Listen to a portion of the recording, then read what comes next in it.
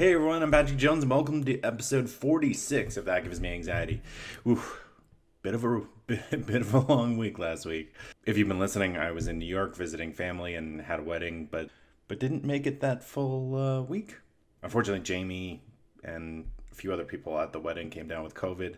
We were visiting my parents after the wedding, so we rented a car and canceled our flights and drove all the way back from Long Island to Charleston in one shot, which we've done a few times. It was elongated based on the amount of traffic and construction. So, I'm complaining, right? Like I had just a ton of caffeine, but Jamie having COVID. Can you imagine a fever, coughing, COVID, right? This thing that we've all been trying to avoid.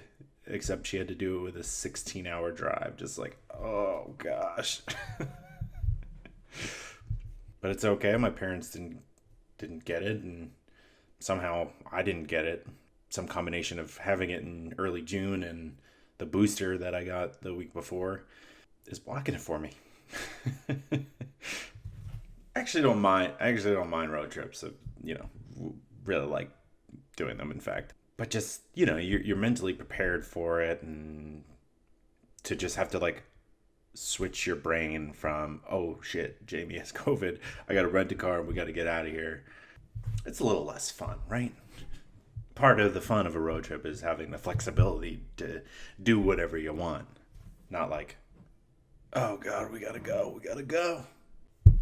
Well, I've got a great episode lined up for you here. We're going to introduce you to art therapy, which is a really fun and somewhat different way of approaching therapy.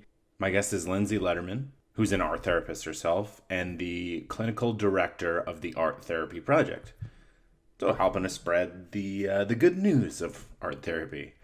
In our discussion, we talk about what art therapy is, what it can feel like, and how it can be helpful, and who might be interested, and how to get involved. All of the who, what, where, why, and how. All of it. I covered it all. Journalist. But before we get to Lindsay, I just want to remind you, if you're liking the show, to please remember, rate and review it positively, I hope. You can check the show out on Facebook, Instagram, Twitter, and or YouTube. And if you're liking the show and you want to support it and support me, you can do that by making a donation through the Buy Me a Coffee link in the description. Well, I'm certainly bummed about everything I missed out on in New York, having to cut the trip short, but glad we got back here safely and Jamie's feeling better. COVID's still a thing. It really is. As always, thank you so much for listening and enjoy.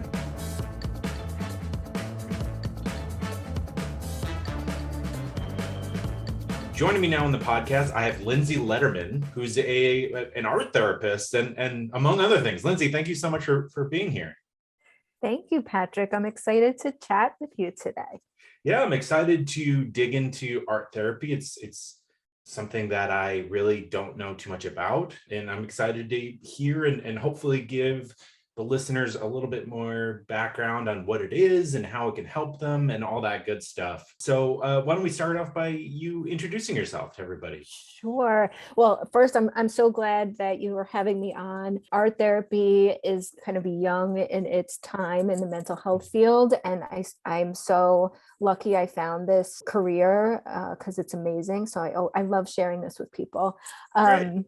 Yeah. So, I am a clinician, an art therapist. I've been practicing for about 15 years. My master's is from the School of Visual Arts in New York. Okay. You know it. Yeah. I lived in New York for 10 years. So there you go. Yeah.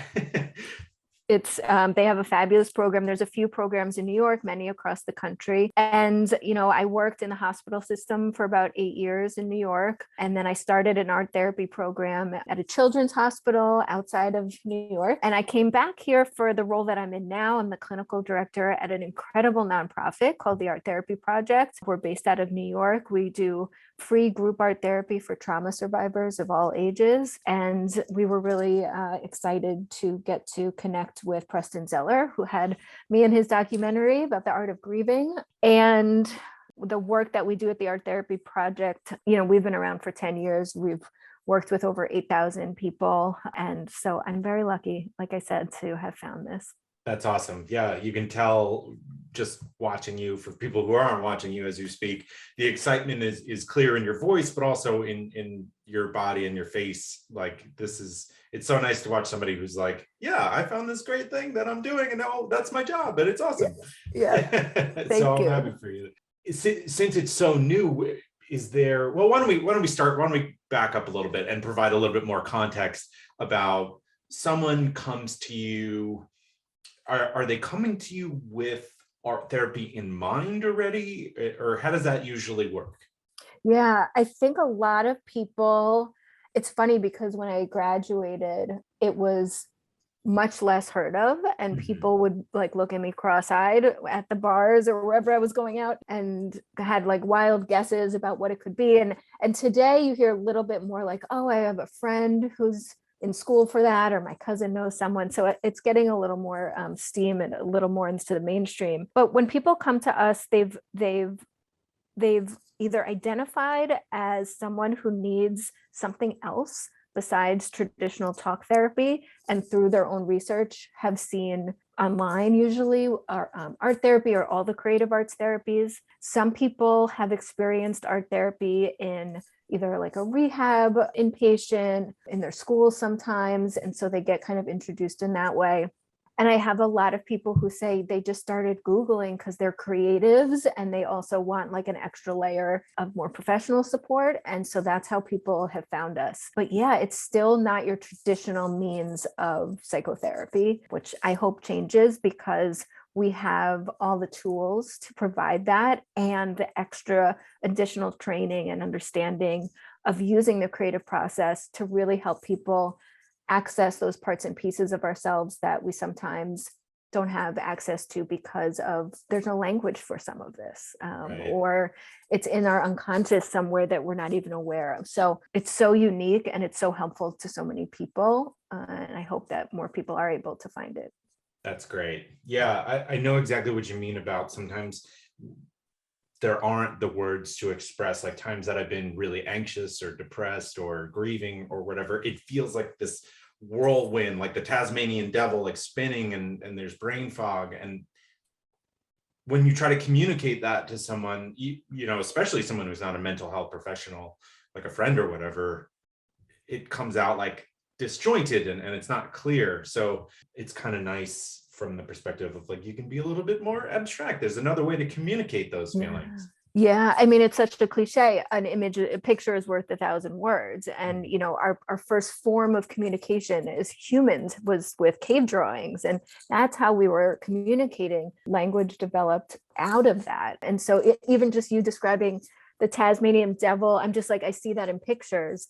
And when if you were in a session and you were saying something like that, and we did a drawing or a piece of art around that, now here exists that thought outside of yourself, outside of just Mhm. a cognitive imaginary, something feeling, and so you can interact with it. So like it just brings to mind a really cool example. I had someone who described their anxiety very specifically, very close to that, as like a jumble of intertwined things that are just Tasmanian devil like, right? And so she drew it, and I said, while you're drawing it, just give a different color to lines that might represent different parts of where that feeling is coming from. So is it work stress? Is it relationship? Is it money? What are all the things that might be in there? And give them each a different color. It doesn't matter. And what we were able to do was quite literally take each piece of that swirl, pull it out, create a piece of art around that, and really start to understand and take down and inspect what each of those things are so she could deal with them. Because when they're all in a jumble, how do you even start? It's too much, right? That's with anxiety and grief and all of these big feelings. It's just like sometimes it's too much that we just want to like stay away from it. So here we can break it down to more manageable parts and begin to look at it, examine it, understand it, and begin to address it. That's great. I mean, that even applies, forget about like the daunting aspect of anxiety or grief or depression.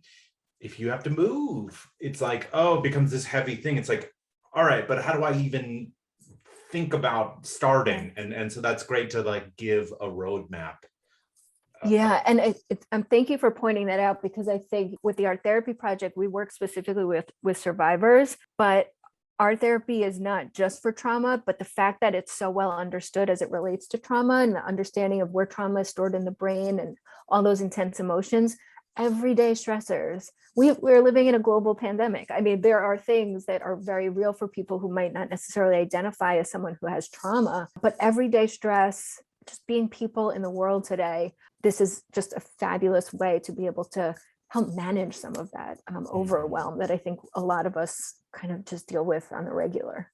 Yeah. Can we talk? I know you've got a lot on your plate. You've got work, you've got friends, you've got family, pets, you've got the people that you make small talk with at the coffee shop or gym. You've got that bird that you see when you wake up every morning outside your window that you've projected things onto. Look at that bird. Doesn't even love its family. It's always by itself. You do that. Everyone does that. Point is, you've got a lot on your plate. Well, that's why there's Instacart, to take a little bit off your plate.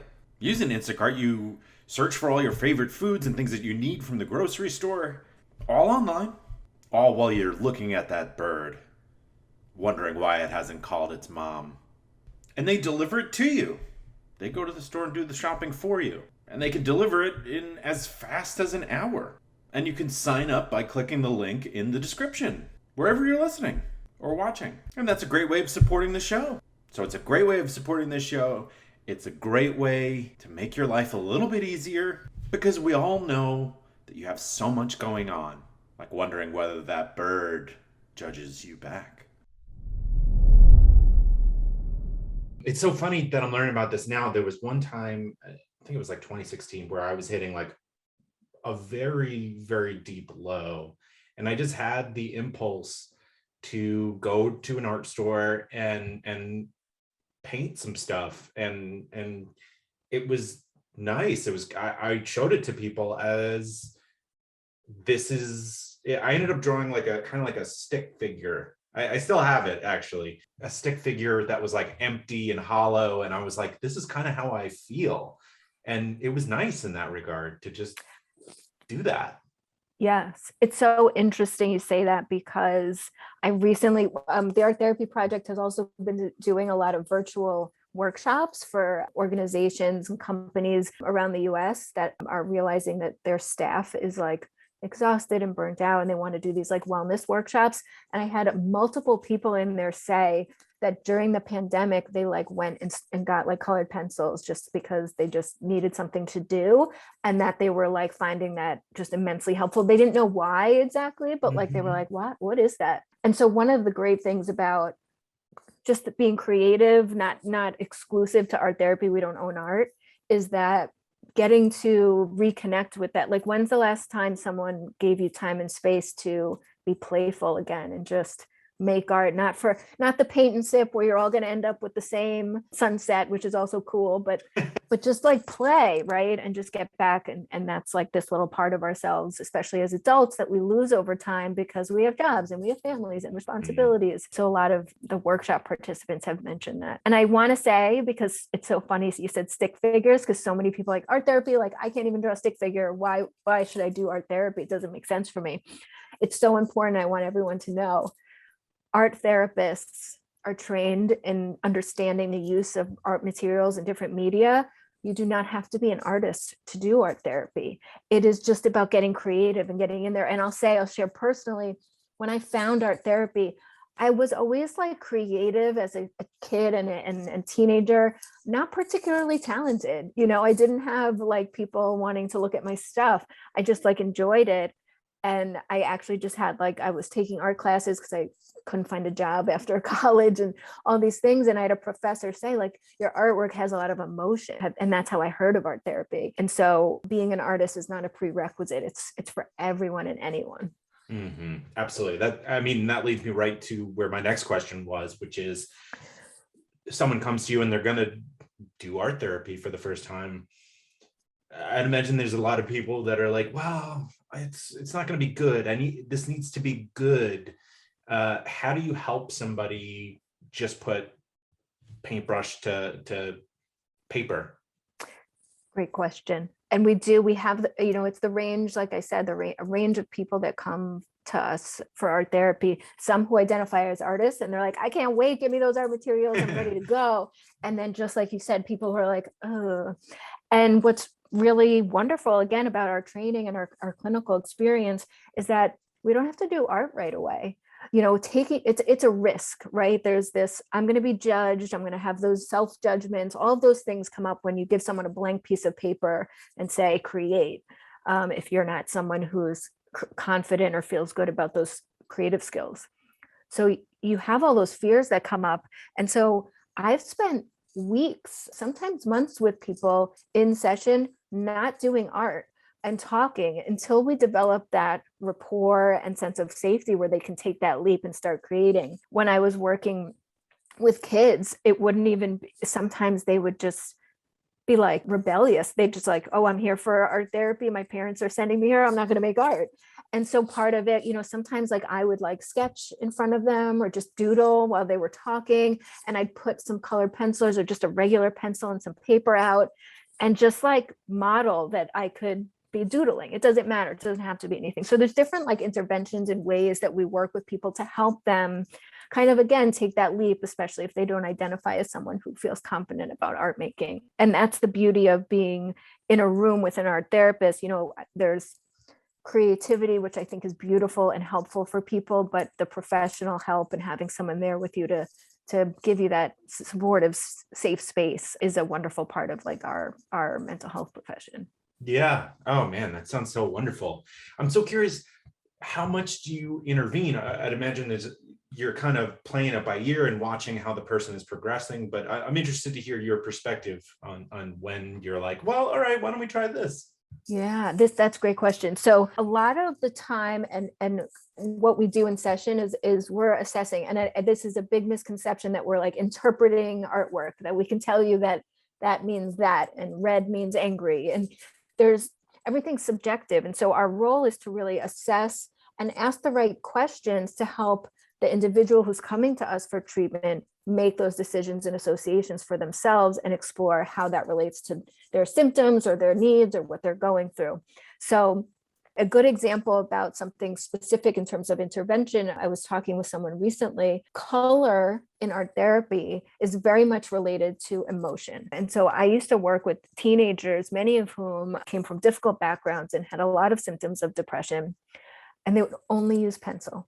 Only pencil. So you're talking, gray on white paper, and they were engaging in art, which is good. But I was wondering about the absence of emotion in their artwork, and then also how that related to their emotional landscape just in their life, and like what their difficulty was bringing in emotion. And so for me, the intervention is not like, hey, why don't you have to use colored pencils now because I want you to see I want to see the emotional side.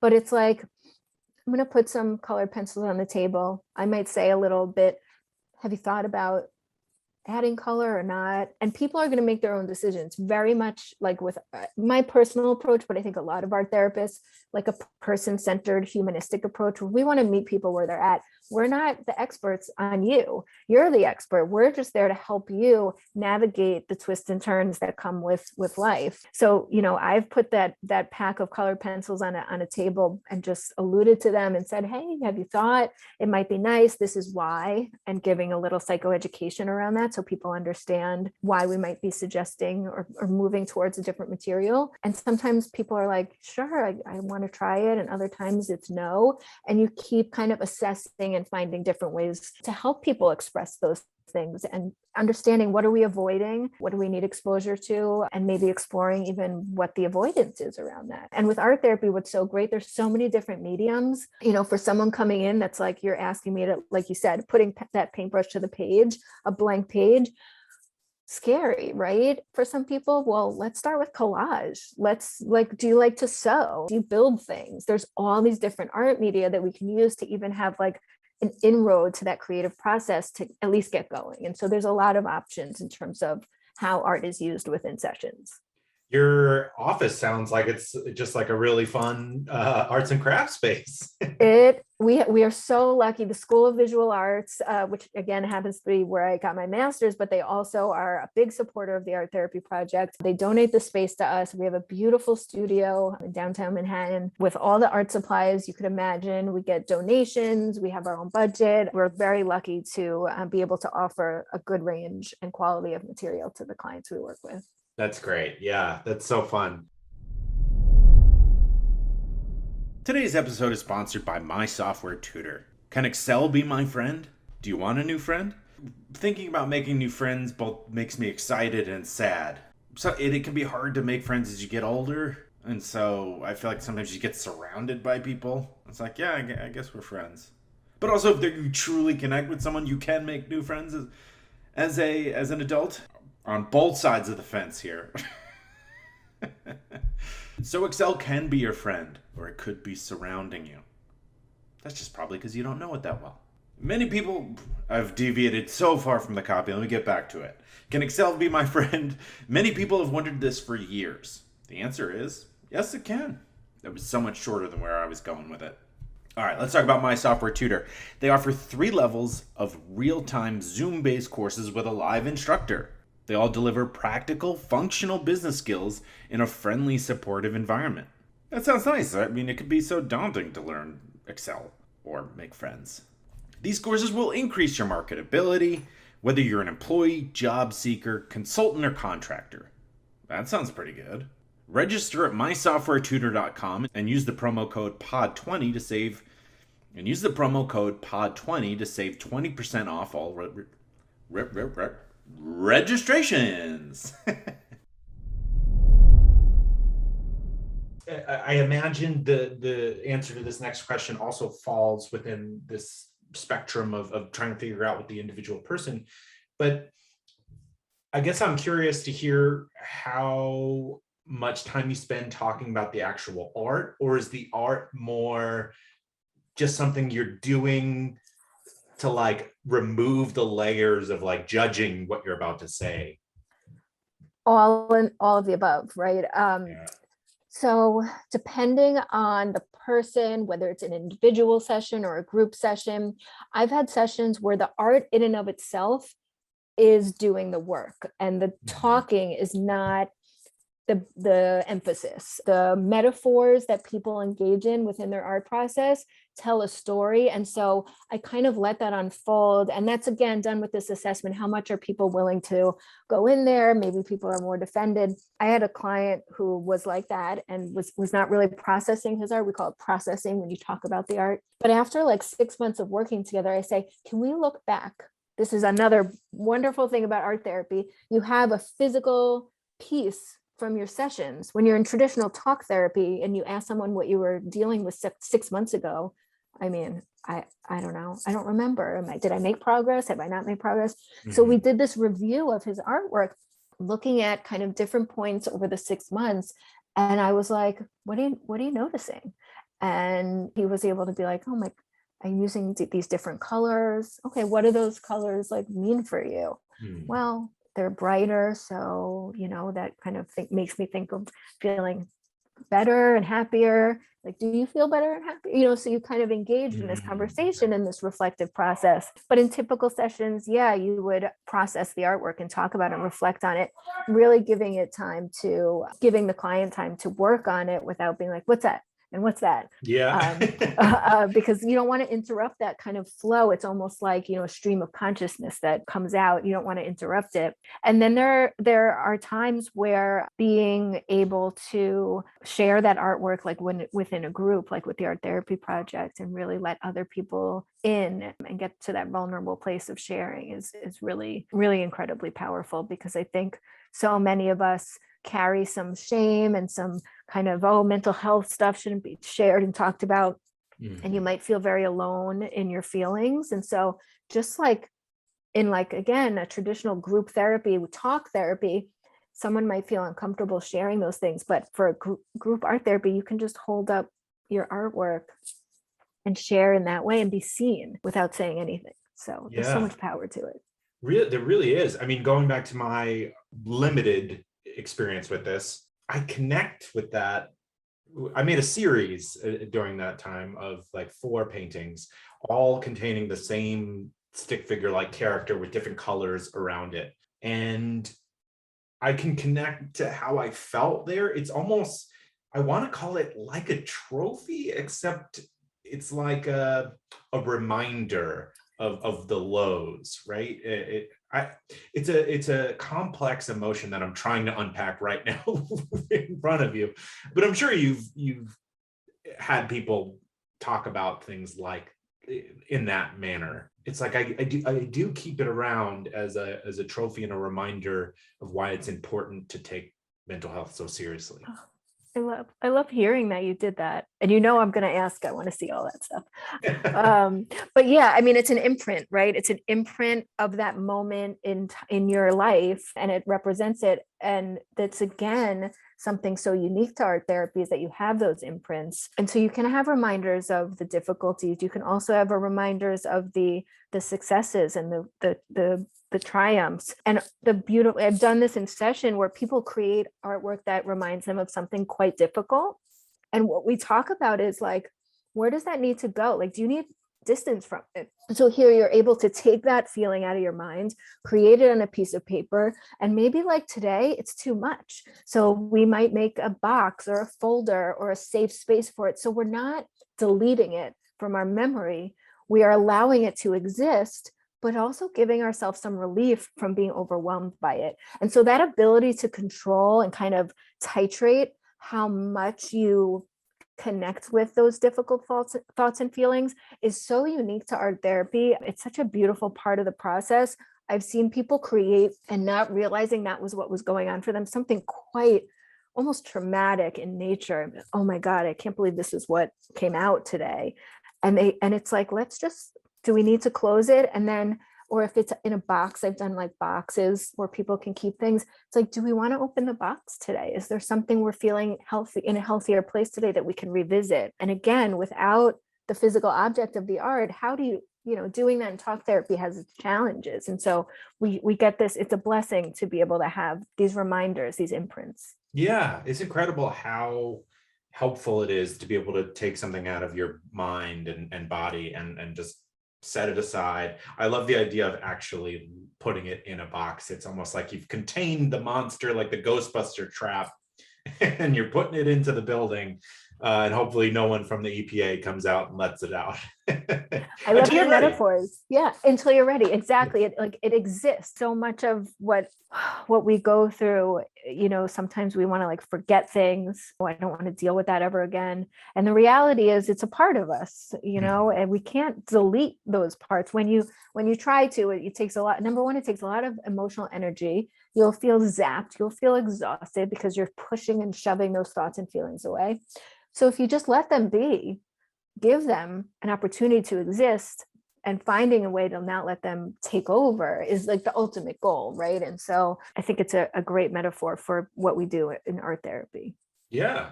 It's also, I don't know, I feel like having a tangible something, whatever it is, while going through any kind of therapy, it's almost like going back to a trophy. It's like, look what I have to show. Like, I was feeling a certain way and I'm taking steps to help myself, and look at this thing that I have, right? I don't know why, and it's not really a question unless you have like a thought about it, but it's nice. It's a sense of, I can see it building pride that a person can build on.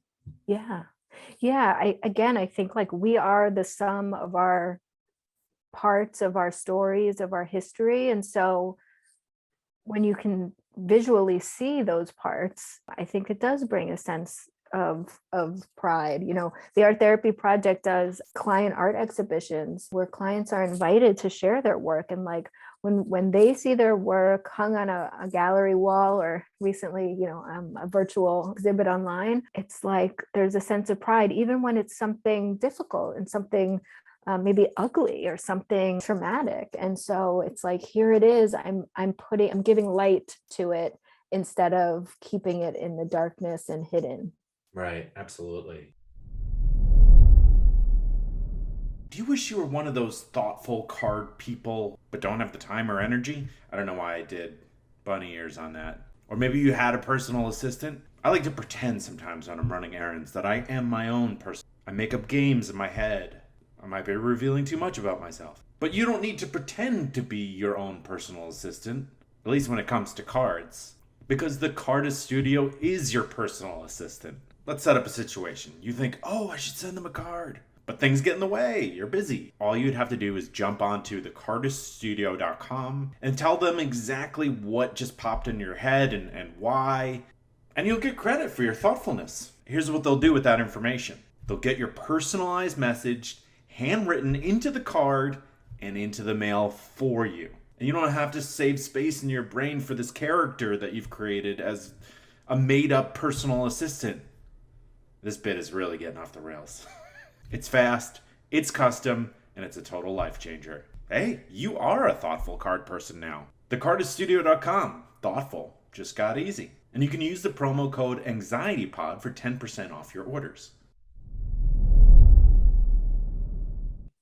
Well, you mentioned that art therapy is in its infancy. I'm sure, like you're saying, you've been going back to early humans with cave paintings. There may have been, some aspect of emotional trauma that they caused them to do that, right? But bringing it into the forefront and bringing it into academia, do we know the story of how it came to be a little bit? Yes. Oh, I should have prepared more for this question. No, it's okay. Just in addition to cavemen, what they were without just trauma, but communication. They showed what's important to them, right? So there was all these facets of it. But so art therapy, I want to say, really came into its own profession around the 1950s. And there were a couple of different pioneers, both in the US and the UK, who came from backgrounds of either like art education, and then there was some like psychiatry that went in there. I mean, even thinking back to Carl Jung, who was, and Freud, there were dreams. I mean, there was archetypes. Those are all images. So these are all based in the roots of psychotherapy and psychoanalysis. And so really people started examining, I think some of the early research was on like inpatient patients who had psychotic diagnoses and their artwork, teachers, like I said, art education, evaluating children's developmental stages within an art making experience. And so that's when it sort of first started to form. And, today, fast forward, we are in schools and hospitals and rehabs and community centers and prisons, private practice. We're really in most facets of mental health. We have the American Art Therapy Association. They kind of oversee our ethical standards. We have national registration and board certification. And then we are licensed in about, I'm going to get it wrong, so I'm not totally up to date. I want to say 15 or 16 states. And that's growing every day, where people are going to legislators and trying to get our profession under a professional license so that people can really see that there's value and we're part of that community. So the evolution has been wonderful. And I love that art therapy kind of comes from a background of like a conglomeration of a lot of different areas of study. And I think it shows the complexity of what we do. And there's a lot of really interesting neuroscience research being done around really how the creative process, and then specifically art therapy, can impact the brain. What areas are lighting up and why? Where are these memories that we have stored? How do we access them? So it's fascinating. It's a great field. It's fascinating. And it's probably like maybe in its adolescence, maybe not infancy, I would say like maybe adolescence, young adulthood. And I really have seen just an incredible explosion of more connection with it in the mental health world. That's great. Yeah, I often think about the person who maybe I was, let's just say 10 years ago, maybe even 5 years ago. And just being like nervous to actually open up and talk to people. And I see this as an option for someone like that. Especially you work with people who survive traumatic experiences. I mean, I'm going to group those people together from the sense of nervous about opening up, right? And nervous about sharing. And if you just have to be like, okay, I just have to go to this place and I'm just drawing, right? Like it seems like such an easier way, as opposed to looking someone in the eyes and telling them your biggest worry in life. Oh, yeah. You just identified two like really awesome points. One, art acts as kind of this intermediary in a session, right? So you like looking at someone one-to-one, and it's adults, it's kids, it's everyone has some kind of difficulty with that depending on this in the circumstance. And so here you are, you're given this kind of third object to focus on, to look at, to talk about. And what you're doing is creating a potential metaphor. You're creating a space where you don't have to say, and this is my difficulty and this is what I went through. You're able to kind of put that into symbols, into abstractions, into metaphors, and being able to discuss it with a little bit of distance, which kind of addresses some of those, parts of ourselves that might have shame or worry about sharing those parts of our emotions. And the other thing is exactly how you started. It's like, yeah, you can go in and with the art, I'm going to quote someone, and I apologize, whoever you are, that I'm not citing you correctly. It's a revisiting of an issue rather than a reliving. So with, telling it and talking about it can be like totally overwhelming or retriggering and bring you back to a bad place. Whereas creating art around it, again, gives you that distance. And so you're kind of like touching it from a distance rather than like diving right in. Yeah, that's so true. Oh my gosh. I'll share. I come from I have a pretty extensive improv comedy background. And one of the things that I've had to do more than once was 5 minutes direct eye contact with a stranger. I'm different because of that now. I'm a different person from before that, because you want to run screaming from like, and never look back during the whole time. And then when you're done, you're like, oh, that wasn't so bad. Yes, it's like confronting that fear. And I think something like you mentioned before too is just like, once you realize you'll survive and you're going to be okay and you're not alone and like everyone feels that way, and then you're on the other side of it, there's such relief. There's such a weight. I mean, I heard this from clients over my years of work, and just feeling some relief, just not holding on to that, whether it's the feeling or a memory or whatever, and just feeling lighter and having it out and being like, not that you're ever done with it, but that it's outside of you. You can check that you looked at that. Right. There could always be a monster under your bed until you shine the flashlight. Exactly. And there isn't. Yeah, exactly. Yeah. Exactly. Well, what do you think is the most important thing someone considering art therapy should think about or know?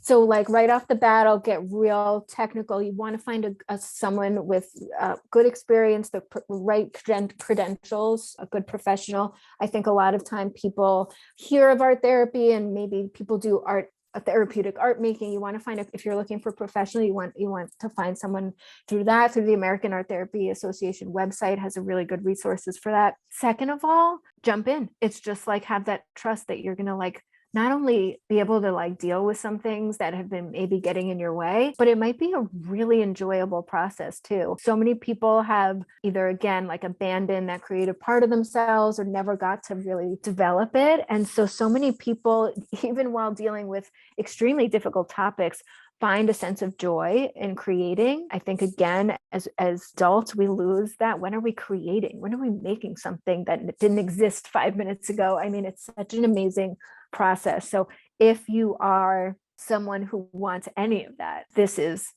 just for you. And again, it ranges from everyday regular stress and anxiety all the way to trauma, from 5 years old to 85 years old. It's not that everyone will get better with art therapy, but I do think for a lot of people, it is a missing piece of the puzzle that they've been looking for and didn't even realize was there. Right. Especially going back to what we were saying, if you don't have the words, maybe it's not words you're looking for. Yeah. I don't know why I tried to say it like one of the movie people. In a world where you don't have the words to talk about your depression, there is art therapy. I like it, but it's so true. Like, it's so true. And before I discovered it, I No idea. And once I looked into it, I was like, oh my God, where has this been all my life? Like 8-year-old Lindsay could have used this. Like, come on, like this is amazing. Again, I think that we can be there to help a lot of people. So I Absolutely. hope people who connect with it can figure out a way to get involved. Yeah, absolutely. Well, I just want to make sure, is there anything you think I'm missing about your practice, art therapy more generally? Anything you'd like to mention? No, I mean, I think I loved all of your questions. You're wonderful to talk to about this. Thank I you. so appreciate that. If people want to learn more about the Art Therapy Project, you can go to our website, thearttherapyproject.org. We have all kinds of information about what we do and our different programs. We're also on like LinkedIn, Instagram, Twitter, Facebook. Just find us there. And if you ever want to reach out, I'm happy to talk. I know my whole team loves talking about this, so I think reaching out would be great. So Awesome. just want And did you want to mention any of your social media, or do you think it's best for people to go through? I don't have any social. Okay. That I mean, talk I about barely do. It's like, yeah, I need to get with it, but I'm not on. no. I never tell people that they have to get on social media. Social media is a monster that if you're not ready to tango with it, stay off of it and live with absolute joy. Yes, we have a marketing manager. I get to be the clinical director and do all of that stuff and do this kind of thing, which I love. That's great. And someone else manages social media. I think that's the ideal situation. Yeah. You too. Well, absolute pleasure talking with you. Yeah. Thank you so much for your time, and let's stay in touch. Absolutely, Patrick. I can't thank you enough. And thanks to all your listeners for tuning in. Thank you so much to Lindsay. It's it's so interesting. I used to not consider my mental health at all, and art therapy seems like an easy way for someone who isn't as in touch with their emotions to just sort of like ease into it, right? Like you're easing into a bath with a glass of wine. And yeah, thank you so much to Lindsay, and reach out to her if you have any questions about art therapy or are interested in doing it yourself, giving it a shot. Okay, before I get to the weird thing that caused me anxiety this week, I want to remind you of my other podcast called Death Space Filling the Void. You can get it wherever you get your podcasts. If you're liking the show and you want to support it, you can make a donation through the Buy Me a Coffee link in the description. Oh, I didn't slur that time. Nice. And then a shout out to our sponsors. Their first off is Instacart. If you sign up for grocery delivery through Instacart, from the link in the description, that tells Instacart that this show sent you, which also helps support the show. Then there's My Software Tutor. If you want to get a little bit better about Excel or some other programs, you can do that. The link is always in the description, and don't forget about the promo code POD20 for 20% off. And the Cardist Studio, if you want to be a thoughtful card person, yeah, you probably do. Means that that's a nice trait. They're offering the promo code AnxietyPod for 10% off your order. So, okay, the weird thing that was causing me anxiety this week. You know, we just bought this house, and we're about to get our first hurricane here. Not really particularly worried or anxious about that. I guess what's more interesting to me is on like the community Facebook page. You know, some people are like, "All right, I'm doing this and this and this. Let me know if anyone needs help." And then there's other people laughing at those people. I mean, if they want to do it, let them do it. But like, you know, they're only like going out and getting like milk and eggs. I mean, and people are laughing at that. You're too tough to prepare for a hurricane. I mean, even if it's a 1 or a 2. I mean, I think Hurricane Sandy was only a 2. It's the storm surge, I know. But yeah, it's just like the arrogance of not being prepared for that. I would never have to prepare for a hurricane. But hopefully it dissipates and it doesn't really affect people in Florida, Georgia, South Carolina too much. Well, as always, thank you so much for listening. Have a great week, and I'll talk to you on Thursday.